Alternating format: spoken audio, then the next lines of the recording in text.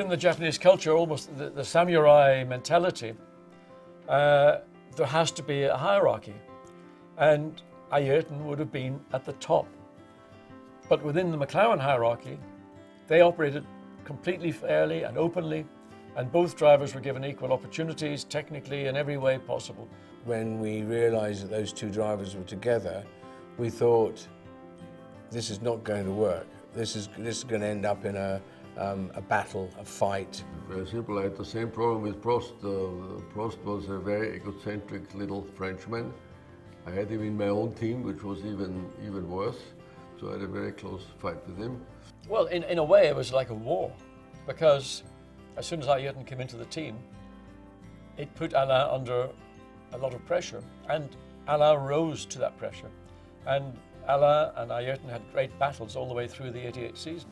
Suddenly, here's a game changer, a guy from Brazil who is going to make me suddenly have to rethink what my commitment is. My comfort zone is going from here to here. It's a massive change that Alain had to adjust. Aquela recepção que o Prost deu ao Senna em 88, recebendo o Senna como um garoto prodígio, bacana, vai ajudar a equipe a crescer, ganhou um campeonato aqui legal, tal. Aquilo acabou no começo do ano porque o Prost também era um piloto muito competitivo. Antes do final de 88, a coisa já estava assim bem difícil, e quando as primeiras vezes em que ele admitiu. Para mim, até eu me lembro uma época que o Galvão estava até na Olimpíada em Seul, e nós estávamos em Portugal, o Grande Prêmio de Portugal, e que ele falou, a coisa está muito difícil, o clima está muito ruim. Eles praticamente assim, um entrava no motorhome e o outro saía. Alain thought Ayrton was getting preferential treatment from Honda, which I don't know whether that's true or not. It's very difficult. Two animals who wanted to be egocentric and win the championship.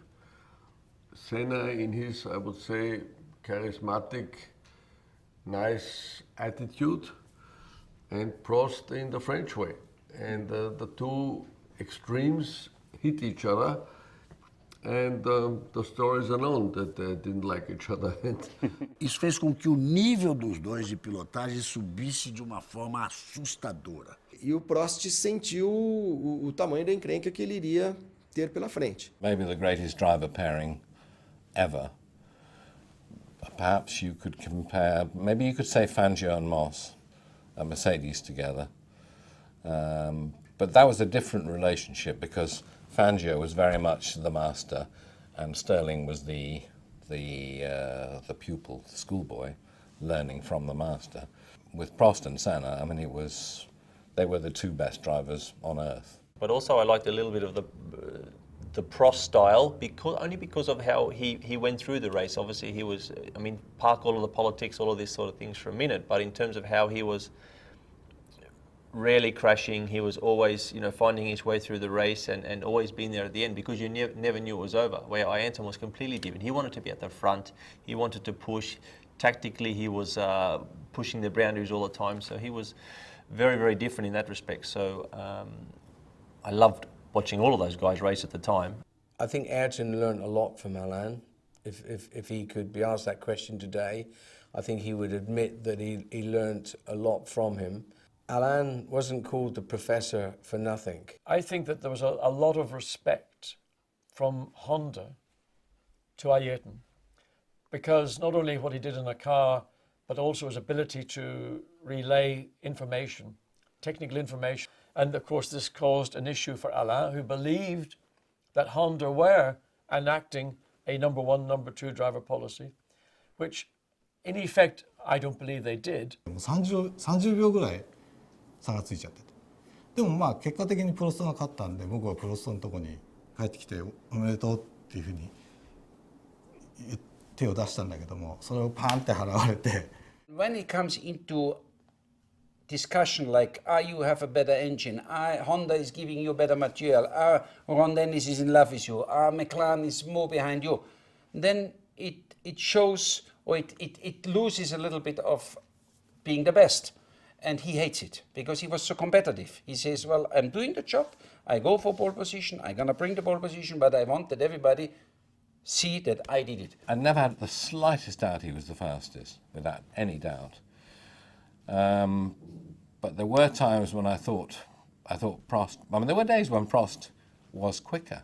I think Ayrton really struggled with that. I think he really struggled with the idea of how is it possible, you know, for somebody in the same car to be quicker. It didn't happen that often.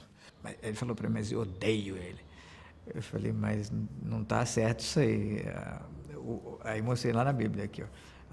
Se você ama só os que te amam, você não faz vantagem nenhuma. Amai, pois, os vossos inimigos, está escrito aqui. Aí ele falou, mas não tem jeito, eu odeio esse cara.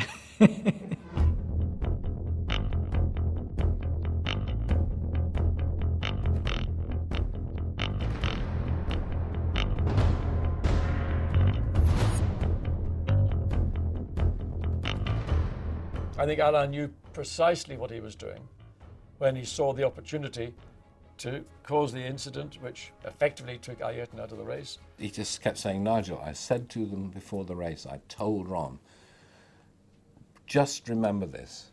Everybody, I'm telling you, I am not going to open the door.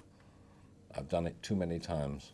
And the interesting thing is they had lots of near misses, and then they had that situation in Portugal in '88 when Ayrton squeezed Alain up against the pit wall, but it was kind of the culmination of Alain feeling, I guess, a little bit bullied all year and then finally standing up for himself. There was such an intensity of battle between the two of them that inevitably there were going to be events like that. And then suddenly, Alain just disappeared. For like 40 laps, he disappeared, and you could see Ayrton thinking, where did he go? And then he got closer and closer and closer. Okay, eventually, towards the end of the race, they did have this coming together, the chicane. But prior to that, boy, that was something. Equal cars, the two best drivers on earth, absolutely on the edge, lap after lap after lap after lap. And you just forgot anybody else was in the race, you know? You know, here comes Alain, like Alain used to be, taking risks again, because that was, I think, the difference. It's like the Popeye cartoon character who eats the spinach to make himself strong. It was like Alain had had some spinach before the race, and Ayrton was just kind of, whoa. E pedir para piloto aliviar tanto o que está na frente quanto o que está atrás para fazer a ultrapassagem, piloto do nível do Prost e do Senna, é falar sozinho. Should Ayrton have tried that maneuver at that moment? Possibly not. It was a misjudgment, I think, maybe from Ayrton. But Alain, again, we keep talking about this person that's always thinking ahead. He knew exactly what he was doing there. He knew that by taking Ayrton out of the Grand Prix, he was going to be world champion. Ele chegou na chicane, Senna meteu por dentro, vai bater, vai bater! Assim bate, o favorecido é Prost! Prost já soltou o cinto e saiu do carro campeão. E o Ayrton, desesperado, ficou acenando para os fiscais de pista empurrarem o carro dele. その時に自分は確かテレビでスピンターンって言いました。コースに戻ってレースを続けた方がいいとっさに思ったんですが、セナとプロストが試験で絡んで、フロントウィングを痛めたセナが、マーシャルに押しがけをされた後ピットに入ってきました。メカニックではなかったので、後ろの方でその当時の原始的な修理するスティッキーテープを、各メカニックにこう渡す役割をやっていたところ、強くですね作業している手伝っている私の肩をこうグッと引っ張る人間がいて、でその時にオフィシャルが出さないように言ってくださいと、通訳というか出さないように言ってください、出さないでくださいということを言われたんですが、もうメカニックも作業しているし自分ももうその作業に。まあ我々はその鈴鹿っていうホームグラウンドの戦いだったから、まあ、正直言うとどっちが勝ってもいいから我々は日本のファンのに。Viu Ayrton numa famosa cena que tem em todos os filmes dele aí, que ele sentado ali com os pés esticados numa cadeira, olhando o horizonte, assim, o infinito, exatamente isso. E na outra sala, discutindo-se, né? Os comissários discutindo.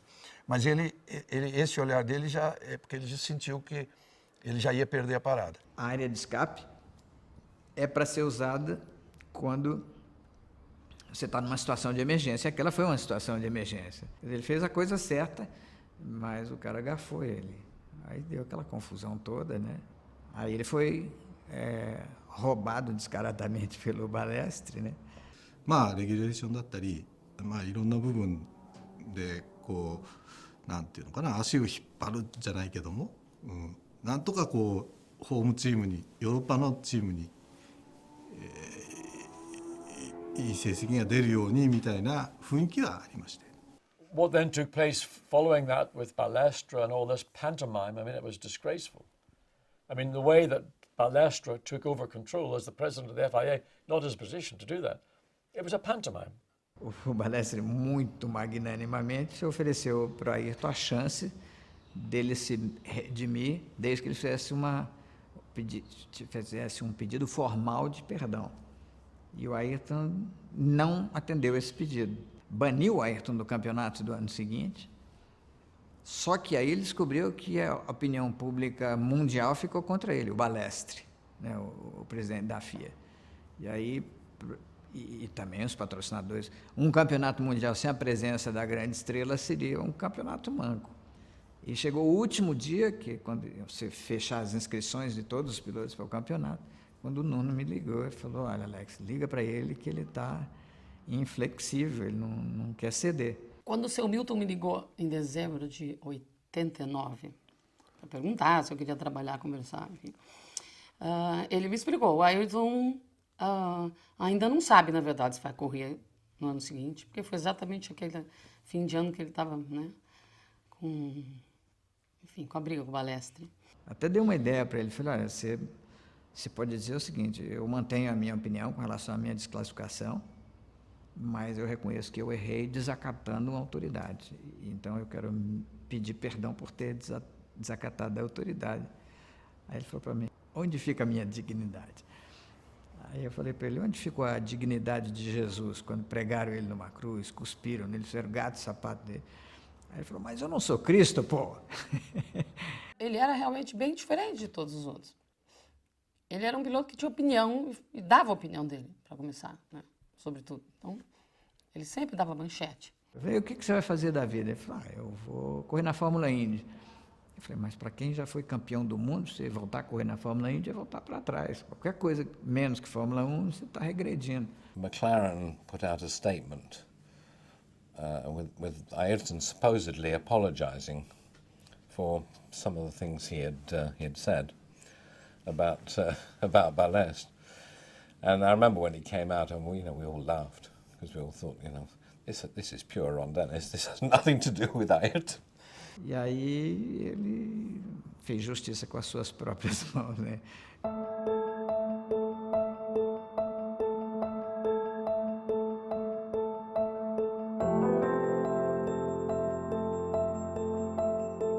Era uma época diferente. Acho que hoje, numa época como hoje, pode acontecer um problema, você pode perder mais do que ele perdeu, do que se perdia naquela época pela regra que era a Fórmula 1. Tudo se aceitava mais naquela época, né? Hoje em dia não, hoje em dia é mais complicado as regras da Fórmula 1, né? It was an ugly moment in the history of Formula One amongst two of the greatest drivers the world has ever seen. And one might say, quid pro quo, payback for what had happened 1 year later. And it was, up you Balestre, and up you France, and whoever else is there to be up you with, I don't know. That's an ugly side of Formula One. It's a side I don't want to see and don't like to see. 1コーナーで何かあるかもしれないという予感がしました。ですからフジテレビのスタッフと相談して1コーナーに一番優秀なカメラマンを置いてもらいました。 Ele é o pole, vai largar no lado limpo da pista, inverte a posição da pole. Ele questiona isso com os comissários e mesmo assim não mudam, botam ele para dentro. He was really upset because again it seemed that the politics of Formula One was going against him. He wanted to be on the other side of the circuit. He knew it was the better place to be. He had pole position and he felt he should be able to pick, and of course he was put on the dirty side. I was sitting with him in the not in the motorhome, he was in Suzuka in our department before the race, and was sleeping and just preparing ourselves for the race mentally, and I was just behind, and he says, Gerd, have a good look today. You're going to have a good show today. You're going to be first row on the show. I say, okay, great. I'm looking forward to see it. O simples fato de você ter que ter uma coragem e falar, é agora, eu vou encaixar esse cara na parede, é um fato de uma coragem assim imensa e mostra que o Ayrton estava para lá de levar de desaforo para casa. And it was all over within seconds, you know. And I felt so disappointed. So that was the end, you know, and I felt sorry for the fans and sorry for everybody. It was all over, you know, so quickly. Ele depois me disse, ou eu fazia curva em primeiro ou não tinha curva. Mas se tivesse que bater, seria naquele momento. A área de escape ali... Muito grande. A área de escape ele era muito grande. Tomou a frente Alain Prost, Senna força, vai por dentro. Aí a batida dos dois e aí se seguir a prova é final de campeonato. So I know what was coming, you know. And when we arrived in the first corner and I saw the whole mess going on, you know, it was good fun, you know. And I don't think either driver wanted to accept the psychology of giving way. 引き出したんだけれども、その時は彼はイエローマシンのロータスに乗っていて、で、ガレージに入っていったら彼はそのピットの奥にあるツールボックスに座って。Só um louco faz uma coisa daquelas. E ele fez frio, direto, pá, pum, pá. Resolvi o meu problema. And one of these drivers or some of the other drivers could have been seriously hurt. So I think that's a blot on Ayrton's character, because I think we would have quite liked him to have won the championship a different way. No íntimo ele tinha essa satisfação humana de ter feito, e não cristã. Então por isso ele era muito criticado.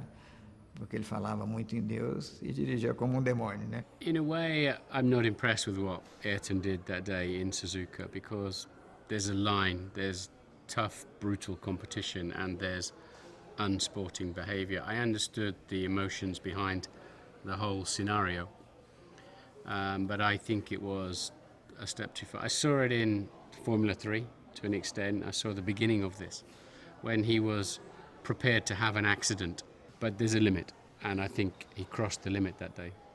できることならそういう立場になってみたかったな。したかしないかはわからない。スポーツマンとしては決して、素晴らしいとは言えないけども、戦いの中にいられることの幸せは羨ましいよね。O Prost sabia que tinha jogado o carro em cima do Ayrton um ano antes.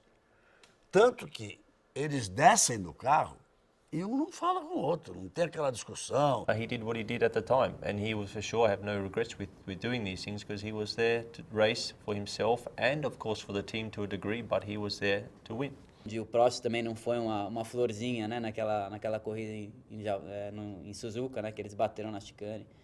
Então já vinha, né, de uma história, e eu acho que eu faria, até porque você tá lá, botou por dentro na curva 1, quem acha que não tinha que entrar era o Prost, né? Era melhor ele ter arrancado o pé. He believed he had the right to punish the one that the year before steal his championship, because it was true that Senna had to be world champion the year before. I mean, Senna was an aggressive driver, there's no question. He tried everything to get by and fight his own way. And out of 10 times, one time it goes wrong. And this happens, this is nothing special, this is normal in Formula 1 or in these kind of races. To be honest, I still think that's probably the worst thing I've ever seen at a racetrack. Poderia não ter sido, né? Precisa de dois para bater, né? 同じく男の戦いだね。でもその上でそれを乗り越えてやっぱりチャンピオン取るってことが。Eu não sei se eu teria essa coragem de colocar por dentro do Prost e deixar bater a 300 km por hora.